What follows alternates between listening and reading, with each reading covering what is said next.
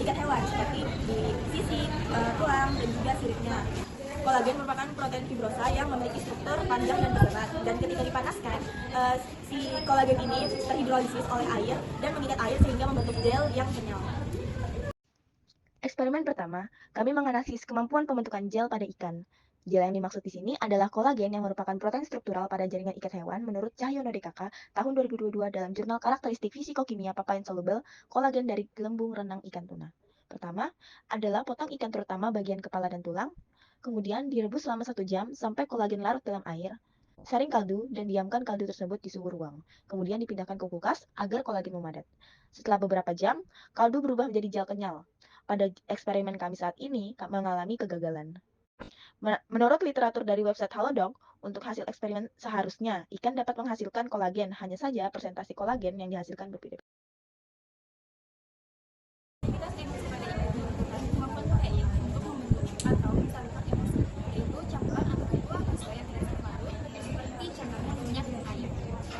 Protein pada ikan dapat bertindak sebagai emulsifier karena memiliki sifat amfifier. Bahan yang dibutuhkan untuk aktivitas emulsifikasi yang pertama ada ikan, minyak, air, pengaduk, dan wadah. Langkah-langkah yang pertama, kita ambil filet ikan dan cincang halus hingga menjadi pasta ikan.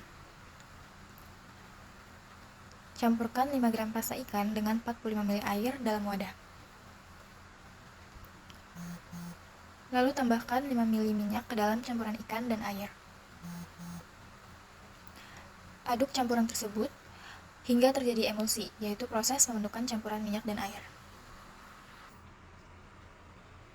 Pada eksperimen ini terlihat bahwa minyak dan air tidak tercampur dengan baik. Yang artinya, proses pencampuran minyak dan air gagal terbentuk atau tidak stabil.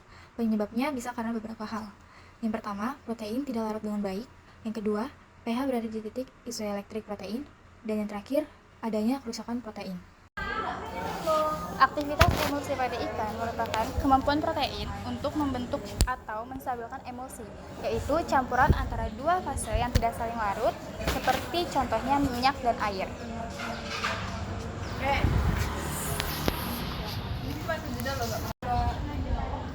Protein pada ikan dapat bertindak sebagai emulsifier karena memiliki sifat amfifilik. Namun pada ikan itu memiliki protein yang terbilang rendah karena sifat protein dari ikan itu mudah terdenaturasi dan kelautannya itu juga rendah. Nah, pada percobaan kemarin yang kita lakukan itu tuh tidak terjadi pembentukan adanya busa karena pemanasan yang berlebihan itu menyebabkan protein itu mati atau dia bisa bilang hilang. Pada proses pengujian kemarin itu mempengaruhi konsentrasi dari si protein ikan tersebut. Langkah pertama yaitu menghaluskan ikan menjadi pasta dengan menggunakan blender.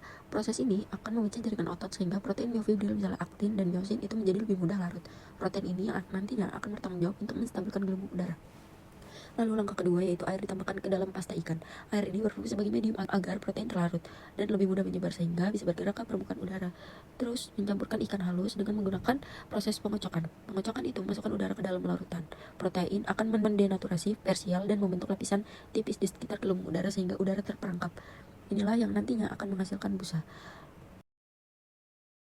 Pada umumnya, ikan tidak dapat menyerap air pada daging dan ototnya, akan tetapi air akan masuk ke dalam tubuh ikan melalui mekanisme fisiologisnya. Sudah. Pada daging ikan yang sudah mati, ikan tidak dapat menyerap air, akan tetapi sama kak. Enggak. Pada ikan yang sudah mati, ikan tidak dapat menyerap air dan hanya ada daya ikat air oleh protein. Sehingga jika ikan direndam air, maka dia tidak akan menyerap air bebas apapun itu.